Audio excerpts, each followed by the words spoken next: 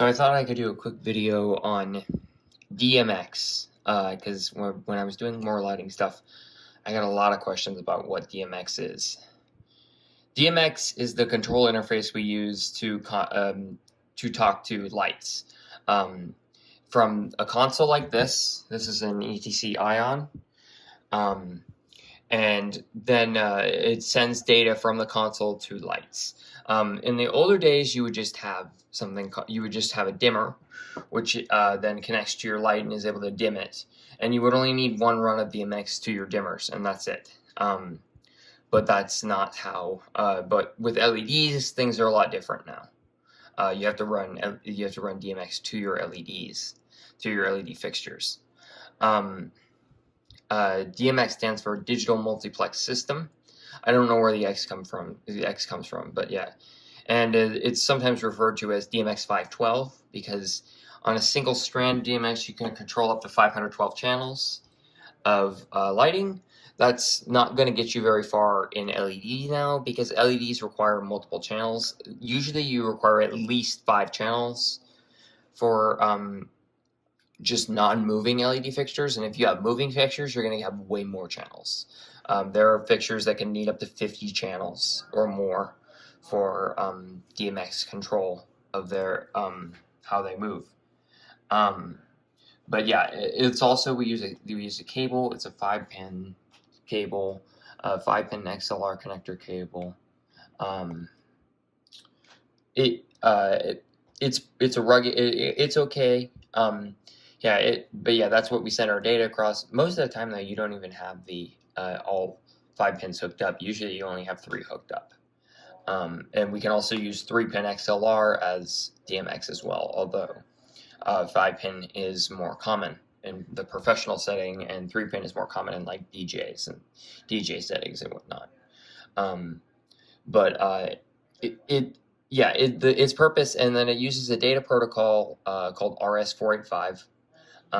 You may have heard of RS-232. It's just it's another data protocol, and it sends data at about, I think, over 50 kilobytes a second, which doesn't seem very fast, but I mean, you can't tell most of the time. You wouldn't be able to tell the data sending to the lights is too fast. But yeah, it's just a way to send data from a console to from your lighting control console to your lights. As I said, I mean, it's the de facto standard now. It's just the standard for the controlling lights.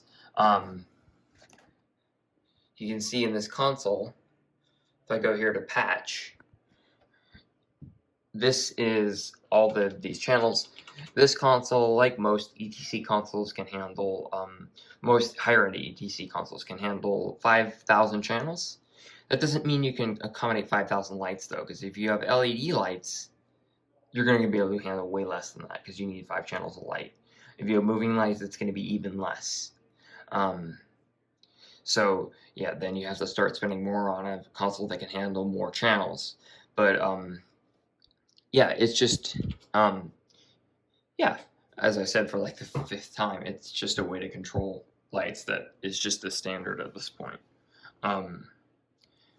It's and it's been working pretty well for the last however many years we've been using it. We've been using it for years and years and years and years. But yeah, and then so you can see in this console, it leaves the console right here. Both of these are DMX lines. And then the nice part about DMX too is you can loop it through LEDs. You just loop the cable through the LEDs and you set an address for the LEDs, so it knows the address is what channel it's assigned to, and it will be able to figure out what channel it'll be able to figure out what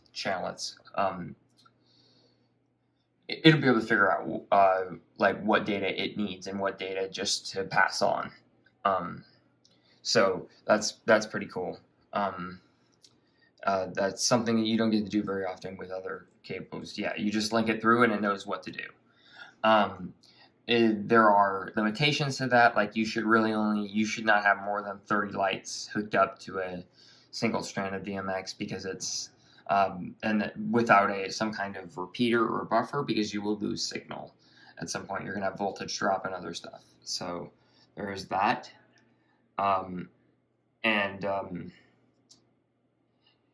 Yeah, you're gonna have voltage drop and whatnot if you don't have that. So if you need more than 512 channels for DMX, then there are other ways to get past that. So usually, and the board can handle 5,000 channels. So why might we only have why might we only have that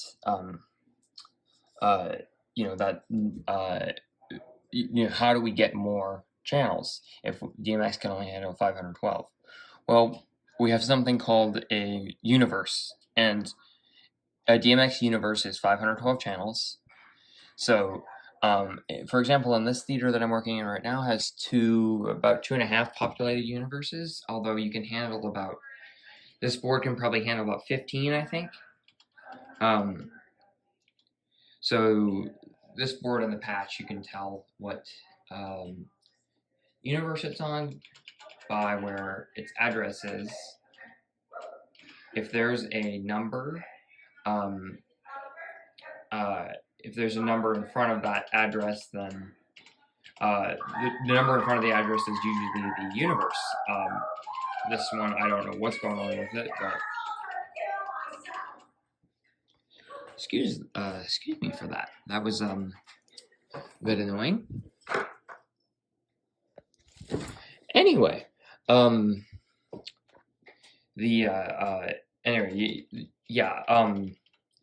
usually on these ETC consoles, the number before the address in the patch is the universe. Although I'm not seeing that, so whoever patched this didn't do that right.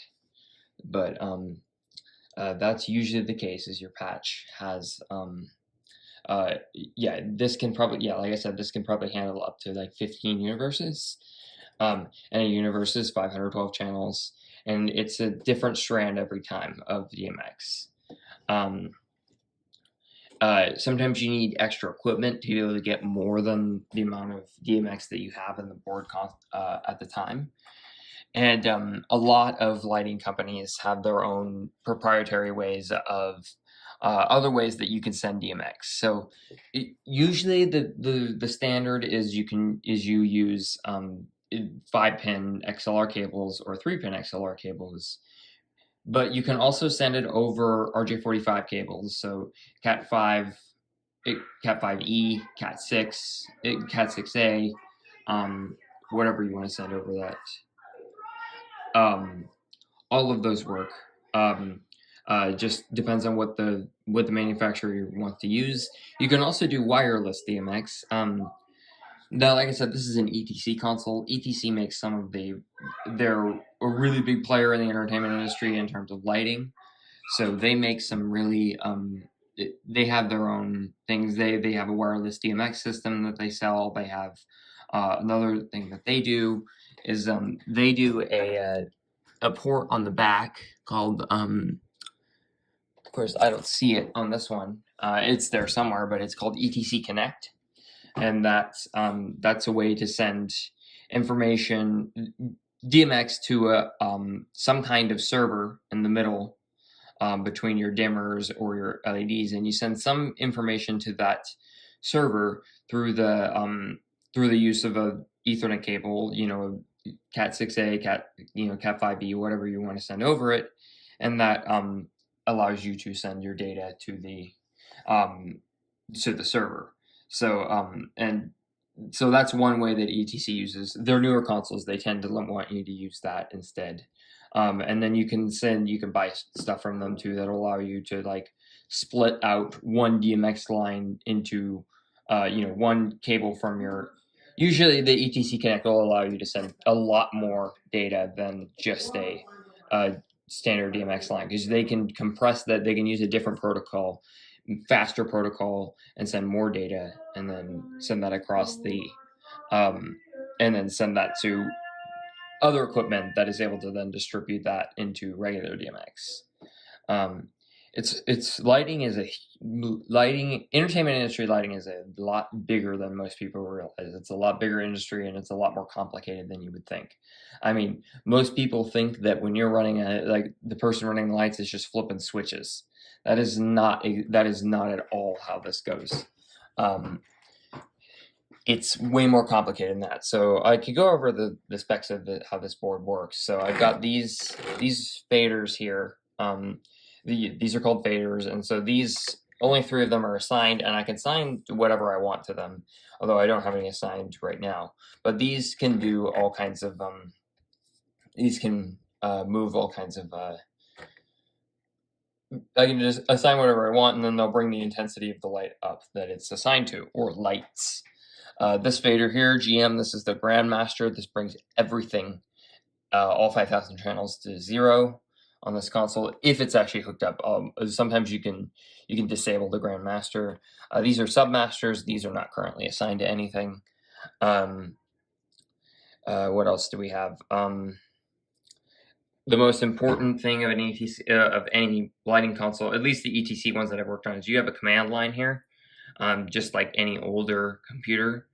And I'll put in something, so channel 23.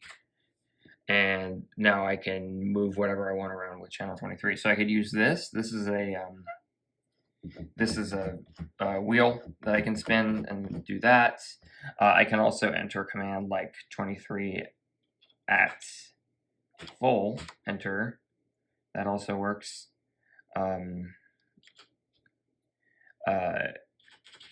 These wheels at the top can be assigned to whatever I want, but right now they're in the focus palette. They're in the focus thing. So we have pan, tilt, and then our focuses, and those are for moving lights. Pan, tilt moves a moving light. There's 2 different types of moving lights. You have moving head and moving mirror.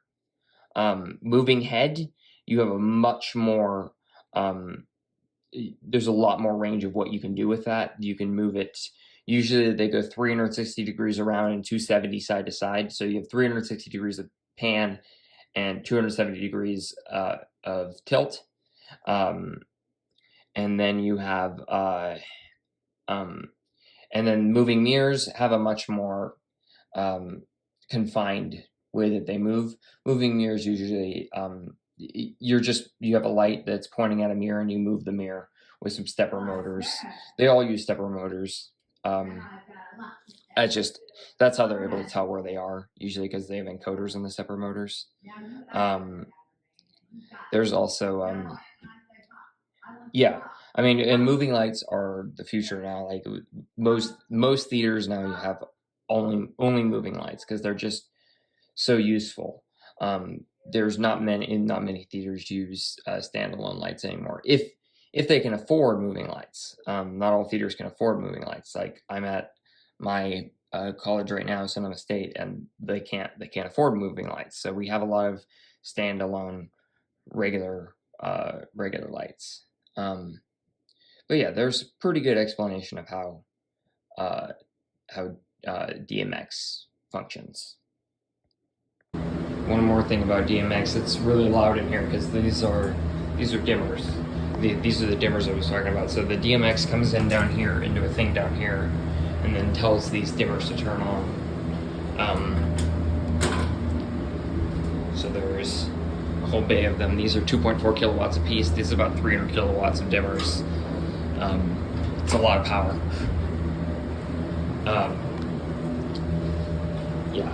There's I think there's 48 in each one of these. So, a lot of power. But yeah, so the DMX communicates with these and tells the dimmers to turn on, and then it will interact with LEDs directly. So it will send data LED to LEDs directly.